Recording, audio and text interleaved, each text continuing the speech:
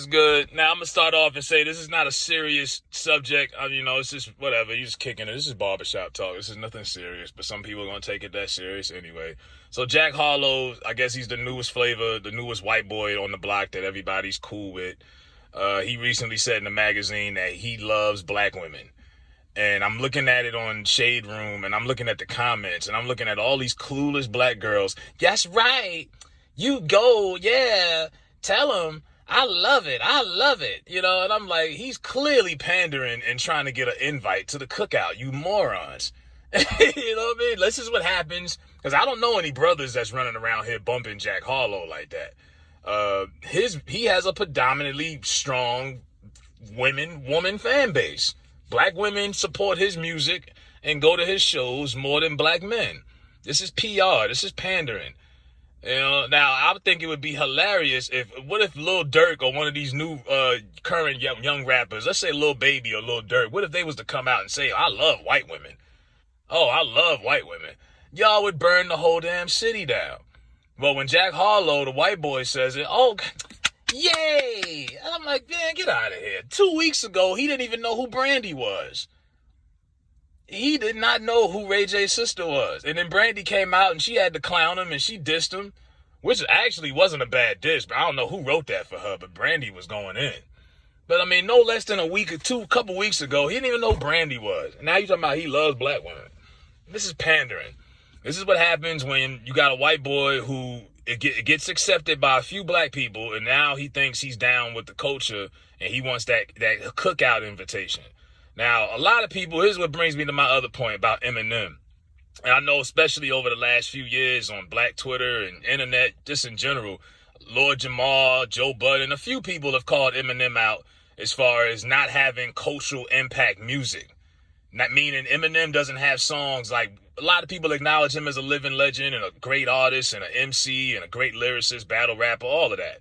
But a lot of black people, even myself included, I don't have any Eminem music downloaded on my phone. I still think he's a legend, but he doesn't make club music. He doesn't make something you could play at a cookout. No pun intended. He doesn't make something that you could ride to the club with or something that the ladies like. But one thing about Eminem is he never really tried to do that. There's a lot of other white rappers in the last 20 years that I've seen try to be that cool white boy that wants to be quote unquote black or he wants to be down. M ain't never tried to be down. Even when he was standing next to Dre and Snoop or 50 or whoever, he never was trying to be like them and try to bite their swag. You ain't never see Eminem trying to dress like, the latest swag and fashion that we wear. No, Eminem was always himself. He's like, yo, I'm a dirty white boy from the outskirts of Michigan. I hate my mother and yada, yada, yada, yada. And I could just rap my ass off, period. And I always respected that from Eminem. People look at that as a bad thing and say, well, he ain't got no music I can listen to in the club. He never tried to make that. That was never his intent when he went to the studio. Migos do that when they go to the studio. Drake does that. Eminem, he just raps about his life and what he relates to. He had one attempt where he tried to make a club record, and that was the joint with Akon, Smack That. That was the only time I could think of an attempt where Eminem tried to have a club record.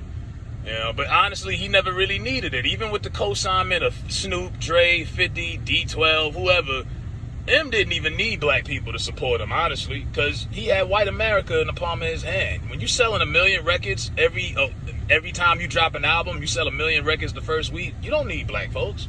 You know what I mean? He had TRL and MTV on lock. They weren't playing Eminem videos on BET back in the day like that. They weren't playing his music on hip-hop radio like that. But yet he was still the biggest artist. Now, Jack Harlow, they play that First Class song all the time. First Class. I hate that stupid-ass song. He is going out of his way to work with black producers, work with black artists, be that cool white black boy, basically. And I just was disappointed seeing all of the so many black women falling for the pandering. Like, man, get out of here. I really love. Let's see his dating background. Let's see who all the black women he done dated, since he loved black women so much. Y'all are listening to any damn thing. This is why I say you're gonna miss Kevin Samuels more than you think, because he was out here telling the truth. But y'all want to be pandered to and lied to by just any old body. Jack Harlow. Get out of here, man. What's your favorite Jack Harlow song or your favorite Jack Harlow verse or punchline? Make me a believer. Make me a fan. I'm always looking for some new hip hop to listen to. If he's really that fire, let me know what I'm missing.